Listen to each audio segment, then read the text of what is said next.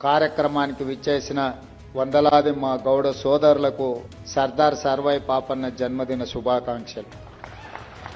ప్రభుత్వం నిర్వహిస్తున్న ఈ కార్యక్రమాన్ని విజయవంతం చేయడానికి కొన్ని దశాబ్దాలుగా సర్దార్ సర్వాయి పాపన్నకు సరైన గుర్తింపు ఉండాలి.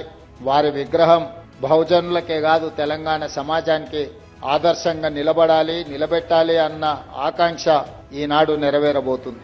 ఆనాడు నేను పిసిసి అధ్యక్షుడిగా పాదయాత్ర చేస్తూ ప్రజల దగ్గరికి వెళ్ళినప్పుడు హుస్నాబాద్ శాసనసభ నియోజకవర్గంలో మిత్రుడు పొన్నం ప్రభాకర్ గారు, ఆనాడు సర్దార్ సర్వాయి పాపన్న గౌడ్ గారు కిలాస్పూర్ కోటను వేదికగా చేసుకొని బహుజనుల సామ్రాజ్యాన్ని, మొఘలులను ఓడించి తన శౌర్యాన్ని, ప్రతాపాన్ని ఈ సమాజానికి చూపించడమే కాదు, ఆనాడే బహుజనుల సామ్రాజ్యాన్ని బహుజనులందరికీ ఏ విధంగా అందించవచ్చో నిరూపించిన గొప్ప పోరాట యోధుడు, వీరుడి యొక్క కోటను చూడడం జరిగింది.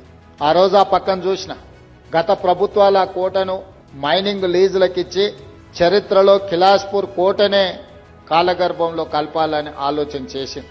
ఆ రోజు అక్కడ చూసిన తర్వాత నేను చెప్పిన, ఇక్కడ ఒక్క రాయి కూడా తీయడానికి వీల్లేదు, ఇది చరిత్రకు ఒక గొప్ప స్ఫూర్తి, ఆ కోటను సంరక్షించాలి, దాన్ని చారిత్రాత్మకమైన కట్టడాల కింద మార్చి భవిష్యత్ తరాలు ఒక స్ఫూర్తిని పొందడానికి పర్యాటక క్షేత్రంగా అభివృద్ధి చేయాలి.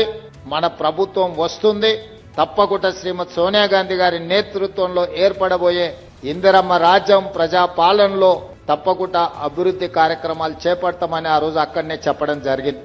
అందుకే ఆ ప్రాంతానికి పొన్నం ప్రభాకర్ గారిని కరీంనగర్ నుంచి తీసుకెళ్లి హుస్నాబాద్ శాసనసభ నియోజకవర్గ ఎన్నికల్లో పోటీ చేయించి వారిని కాంగ్రెస్ పార్టీ గెలిపించడమే కాదు, వారిని మంత్రిని చేసి ఈరోజు తెలంగాణ ప్రభుత్వంలో భాగస్వామ్యం చేయడం జరిగింది.